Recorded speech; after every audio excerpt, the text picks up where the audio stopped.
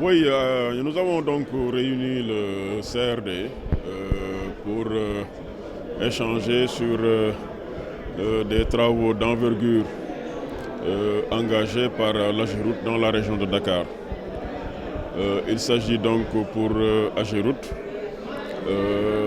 d'en faire une présentation au CRD, de revenir sur leur consistance, mais surtout d'exprimer ses attentes par rapport aux contraintes que ces projets ne manquent pas de soulever et auxquelles ce genre de projet est souvent confronté. Nous avons donc suivi la présentation de ces projets et nous nous sommes rendus compte que c'est des projets d'envergure qui vont changer le visage de Dakar. Certains parmi eux sont déjà réalisés à 100%, d'autres sont en cours et il y en a qui sont en perspective, donc en préparation.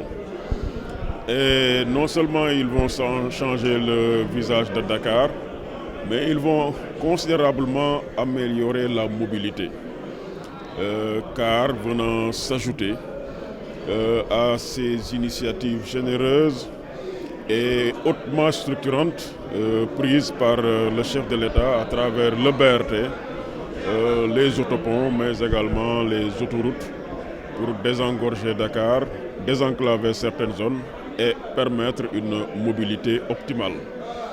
Nous avons donc suivi tout cela et nous nous sommes également informés sur les contraintes auxquelles AGEROUTE reste confrontée. C'est la problématique, l'éternelle problématique de la libération des emprises, parce que nous tous connaissons les réalités de Dakar. Pratiquement, c'est des titres fonciers, c'est des occupations qui datent de plusieurs années, c'est des bâtiments, c'est véritablement par endroits des occupations anarchiques. Mais sur toutes ces questions, avec les services à vocation foncière, les forces de défense et de sécurité, mais surtout avec les différentes commissions présidées par les autorités administratives, avec la contribution attendue des autorités territoriales telles que les maires, effectivement des solutions seront trouvées et les problèmes rapidement dépassés pour que AGEROUTE puisse démarrer les travaux là où ils n'ont pas encore démarré et les achever là où ils sont en cours.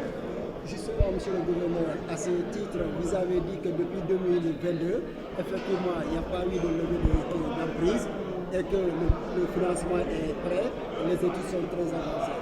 Est-ce qu'aujourd'hui, c'est que la levée des emprises vraiment pose problème et qu'il y a un retard dans ces chantiers de la journée?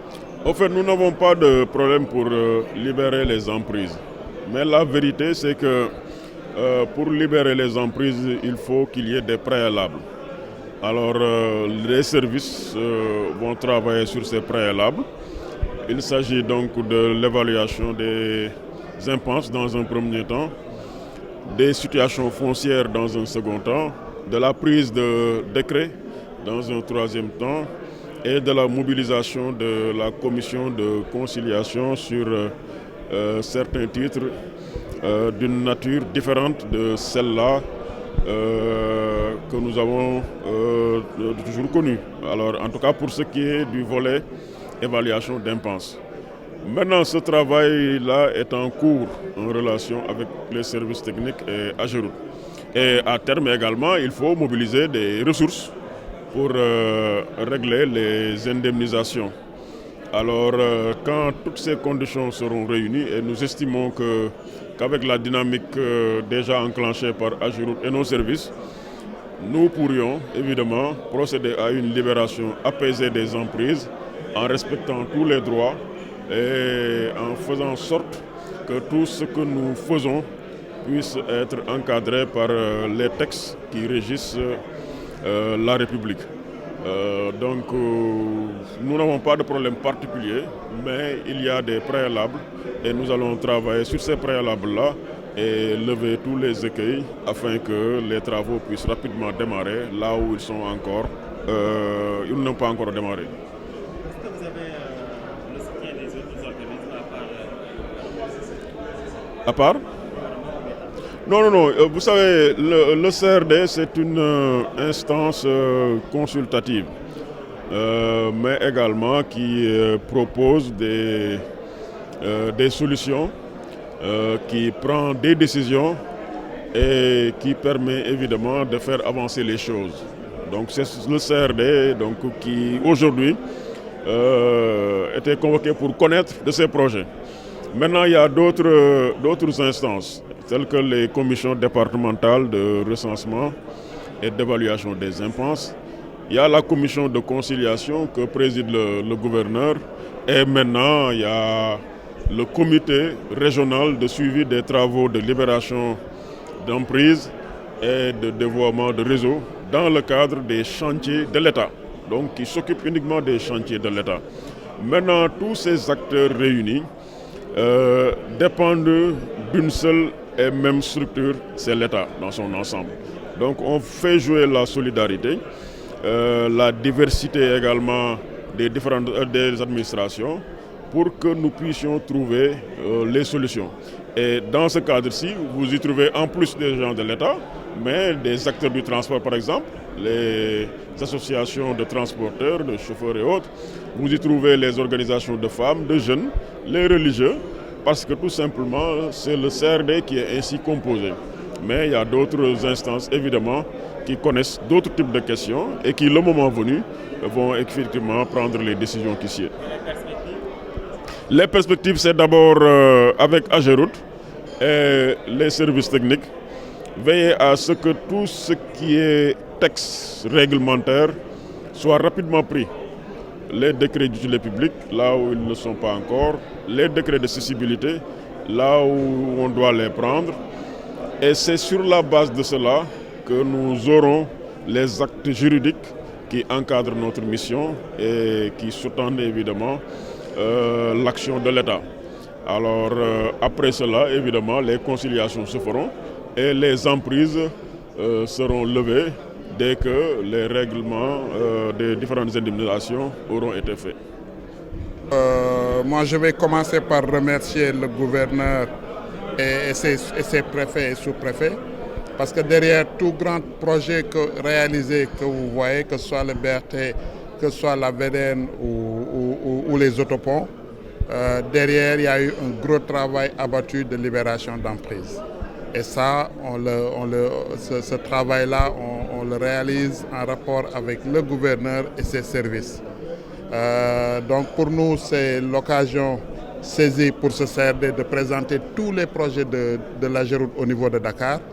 Et on l'a évoqué en séance plénière, il y a 16 grands projets qui sont actuellement en cours, qui concernent le développement autoroutier, parce qu'on a l'axe, le prolongement de la VDN jusqu'à Diamniadio.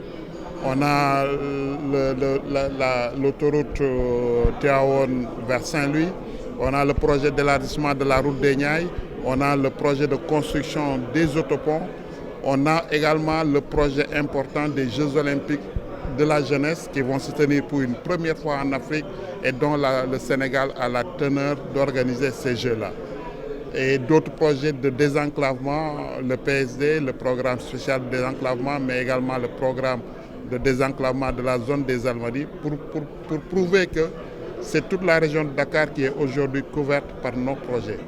Et le montant de ces projets-là avoisine les 700 milliards. Ça montre aussi l'importance que l'État du Sénégal accorde à la capitale dakaroise pour non seulement améliorer la mobilité, mais également changer, comme l'a dit le gouverneur, le visage de Dakar.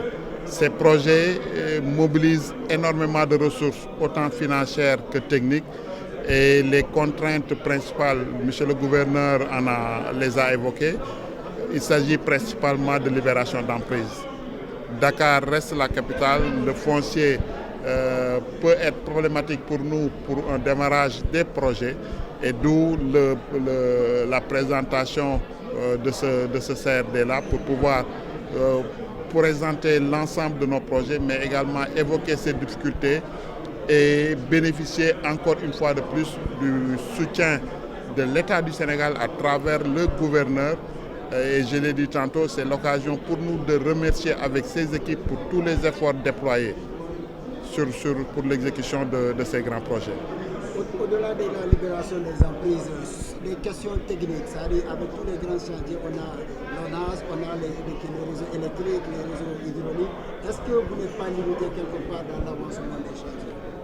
C'est vrai qu'on a mis un focus sur tout ce qui est libération d'emprise, mais quand on parle de libération d'emprise, c'est aussi tout ce qui se retrouve dans le sous-sol. Et aujourd'hui, en milieu urbain, une des problématiques majeures demeure effectivement ces réseaux des concessionnaires. Non seulement pendant l'exécution des travaux, on rencontre beaucoup de difficultés, mais également pour aussi l'extension de leur réseau, parce que bon, ils ont un réseau aussi qu'il faut développer et pour lequel on est confronté à des difficultés. Mais dans le cadre de ce comité-là, le comité mis en place par le gouverneur, la réflexion est en train de se faire. Une coordination de ces projets-là est en train de se dérouler en rapport avec les structures concernées. Et on espère à la sortie de ce CRD que des solutions vraiment seront mises sur la table et exécutées.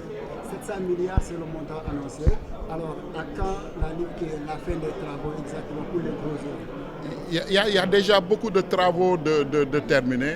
J'ai cité tantôt le BRT qui fait partie de nos projets phares à Dakar. La VDN, la première section, deuxième section, troisième section. La route des Niayes, on l'a démarré. L'élargissement de Sirnos Maliksi. On a des échéances pour certains projets pour 2024. On en a d'autres pour 2025, mais également on a des projets en perspective parce que c'est un éternel recommencement et en tentant d'améliorer continuellement la mobilité urbaine à Dakar. Et donc il y a des projets pour lesquels l'échéance de démarrage va être cette année pour une fin des travaux en fin 2026. L'optique aujourd'hui pour nous, en tout cas à Dakar, c'est avant la tenue des Jeux Olympiques de 2026 qui vont se faire en novembre 2026, que le visage de Dakar puisse resplendir.